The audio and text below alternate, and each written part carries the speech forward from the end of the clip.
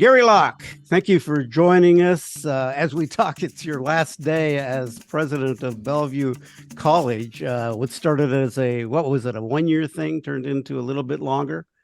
Yeah, it was originally a one-year contract, and because of the continuation of COVID and the uncertainty of state funding and budget woes, they extended it for 2 more years. And I really have enjoyed these last 3 years. Bellevue College is the premier community technical college in the state, the largest open access college in the state. We serve about 19,000 students a year.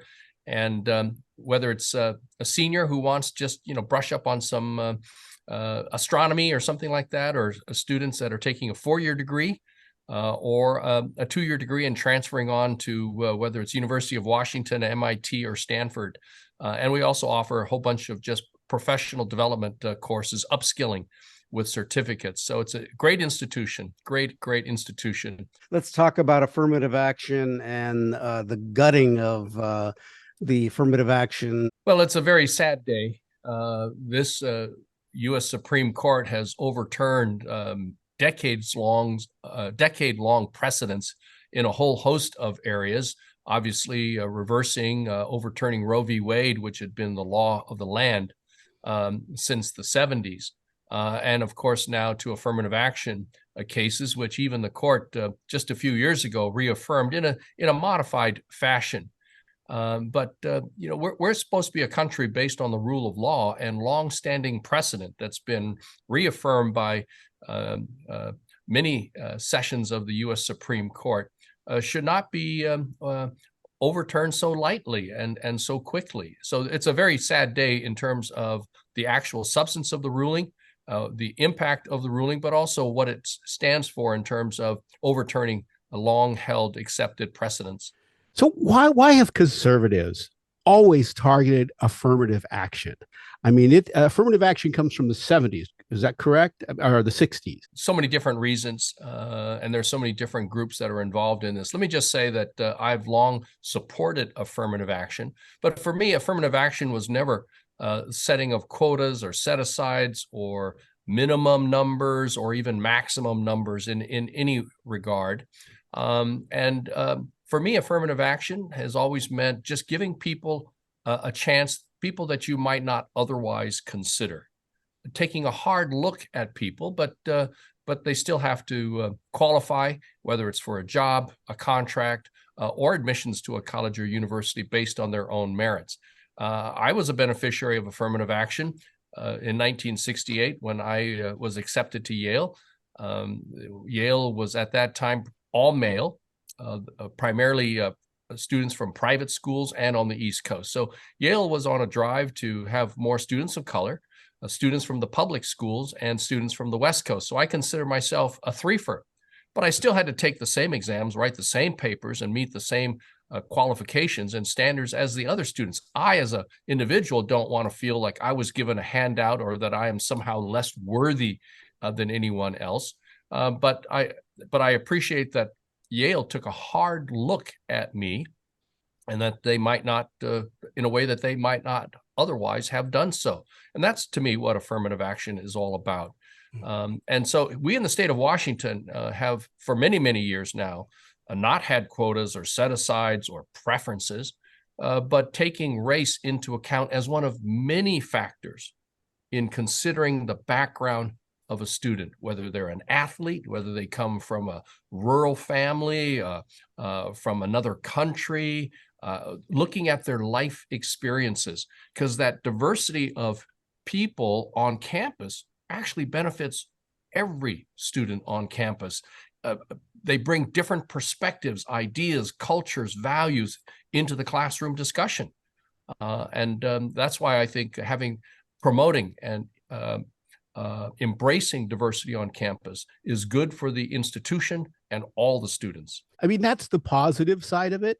Yeah. But I think for people that were at the other end that received the racism that it generates, I mean, I don't know how many times, I was turned down for positions and things like that based on race, and you knew it.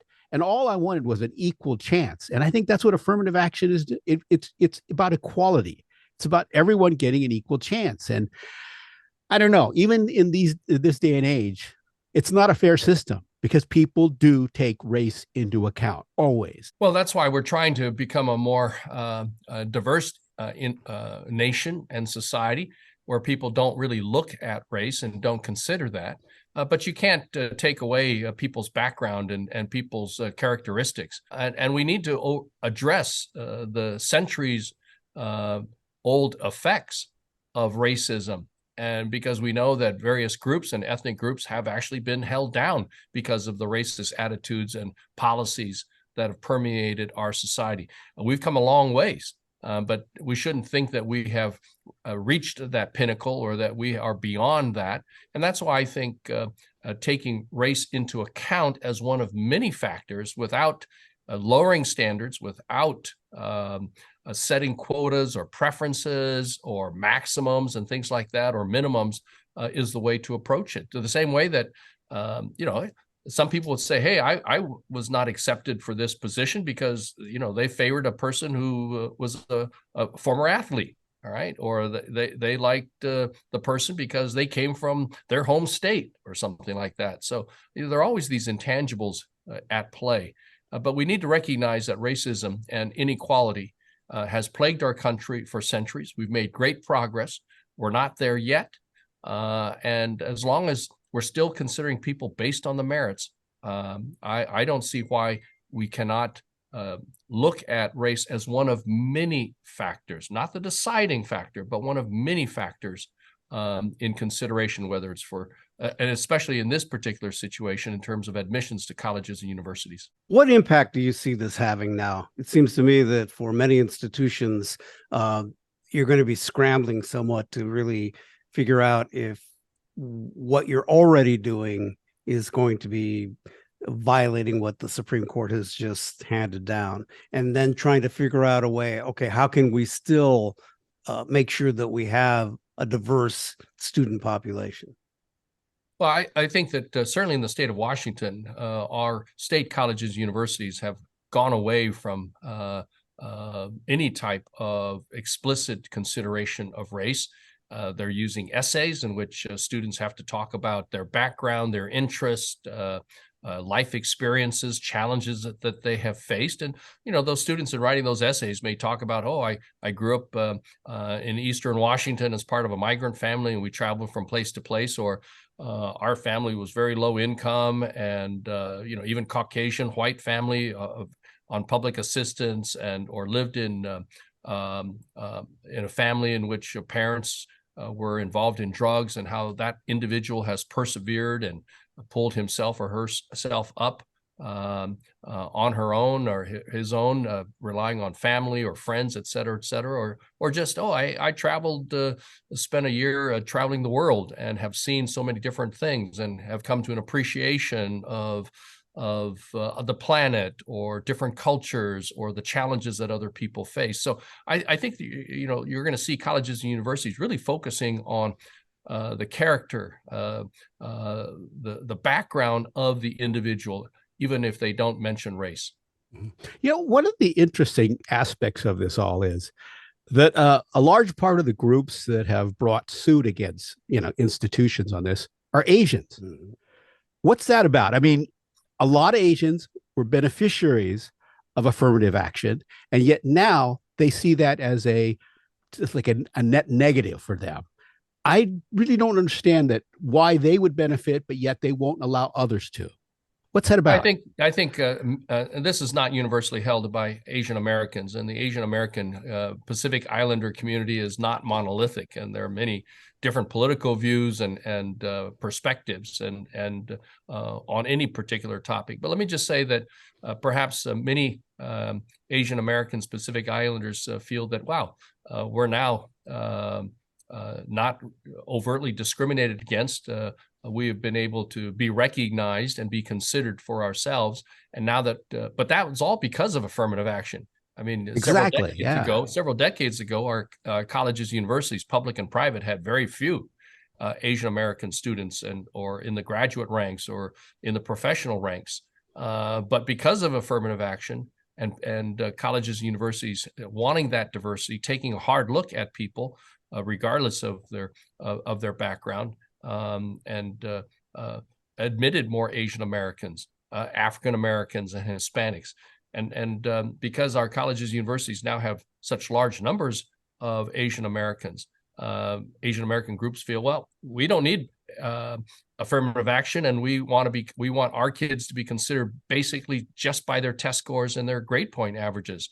The problem is that when you look at some of these colleges and universities, from the University of Washington to Stanford or Harvard or Yale, those students all have almost 4-point grade averages. They have the highest, almost perfect SAT scores. So what's going to distinguish them? Are they involved in sports? Are they involved in student government? Do they volunteer in the community?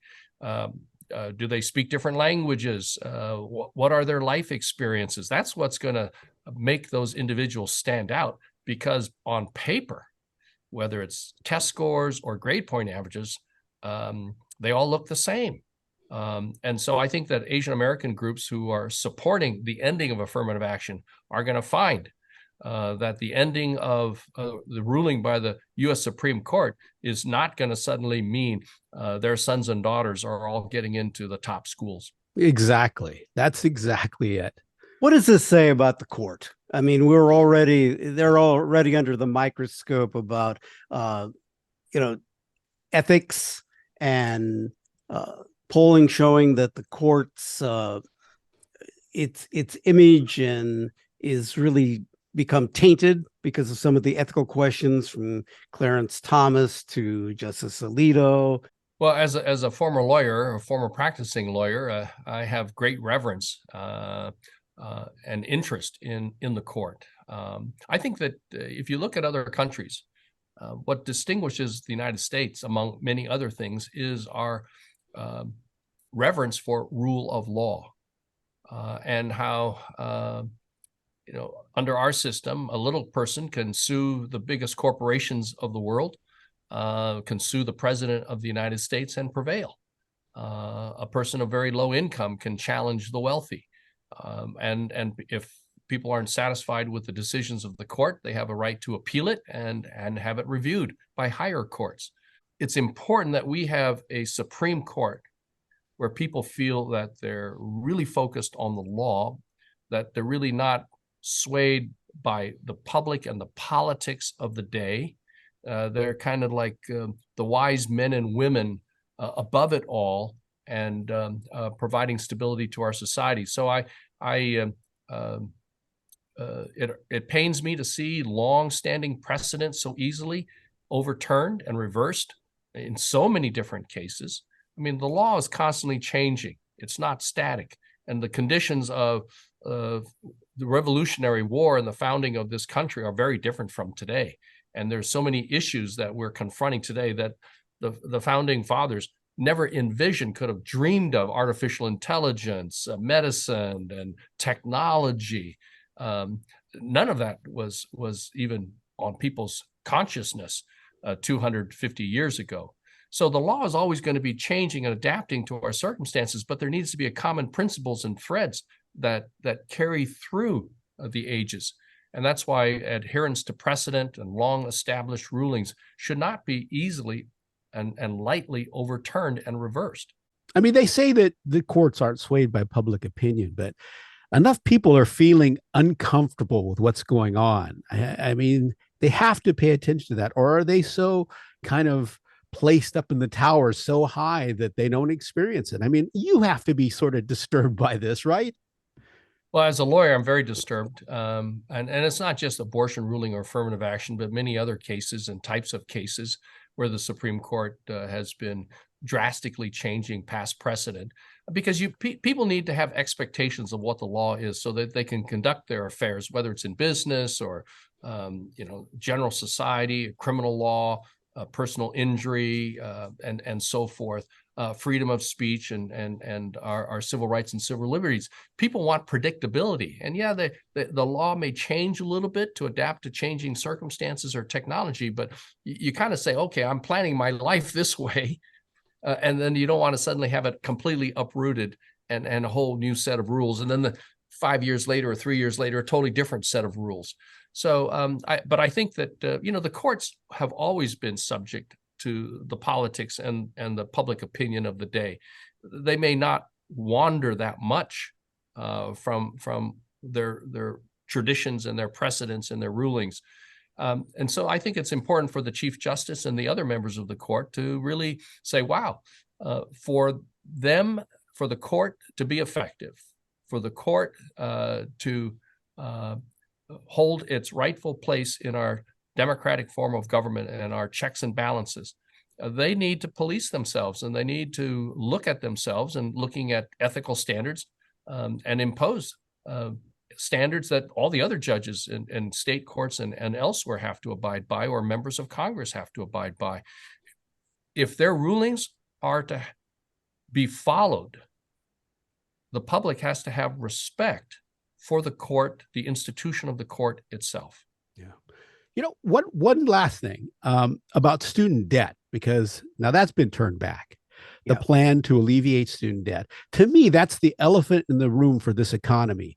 The amount of unforgivable debt standing out there on the sidelines is incredible. And it really has limited generations of young people to move forward, to buy houses, be consumers, participate in the economy. It should be a no-brainer, but I think it's how everyone communicates this issue. I mean, you being at Bellevue College, you saw what debt can do to students. What do you think about that? Well, I haven't had a chance to study the ruling by the Supreme Court that came out today saying that the president was not granted sufficient authority by the Congress to forgive the debt. From a policy standpoint, forget the law, from a policy standpoint, I would hope that the Congress and members of Congress, Democrats or Republicans, would understand that forgiving debt, some debt, not all of it, can actually boost the economy and actually help people, young people, get their lives together and be very, very productive. Because this huge amount of debt that our students have is really a weight, an albatross, an anchor around them that prevents them from really, being full engaged citizens. Well, and it keeps them from if they don't have to pay that debt, they can actually buy a car. Yeah, and buy a home or buy a home, or save for retirement, because that's putting money back in the economy. And when people are, for instance, buy a car or buy some furniture, that supports the people who sell cars, who sell the furniture, and those salespeople then have income. And if they have income, they shop in malls, eat in restaurants, buy automobiles, or buy a home. And so that supports many other jobs. But if you're just giving the money to the federal government, what is that doing for the economy? Well, it's also a disincentive now to even further your education, because they say, I can't afford it. And truthfully, I understand that. They can't afford it. And we see that even at our community technical colleges, where the tuition is much lower than, let's say, the University of Washington or even any other state institution. And tuition at Bellevue College and the other community technical colleges is so much cheaper than going to a private college or university, whether it's Seattle University, Pacific Lutheran, University of Puget Sound, or Seattle Pacific, or any other institution. Public education in the state of Washington is still a bargain, but it is unaffordable for many, many students, and especially students who have families. Our students who have a young family and trying to work full or part-time. And with the high cost of housing in this area, even if you're trying to rent an apartment, tuition can prevent you from actually achieving your educational goals, which can actually lift up your whole family and create a better future for yourself and your children and future generations.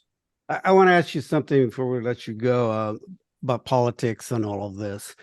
What impact are you seeing these rulings having on the next election? As a lawyer, I've always cared about who is appointed to our federal bench, whether it's Court of Appeals, district court judges, and certainly the United States Supreme Court. And I think certainly these rulings, especially overturning Roe v. Wade, or limiting the power of the president to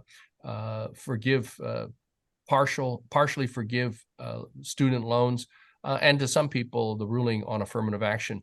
That reinforces in the minds of the voters just how important it is who the next president is, because that president appoints people to the federal courts, and these are lifetime appointments.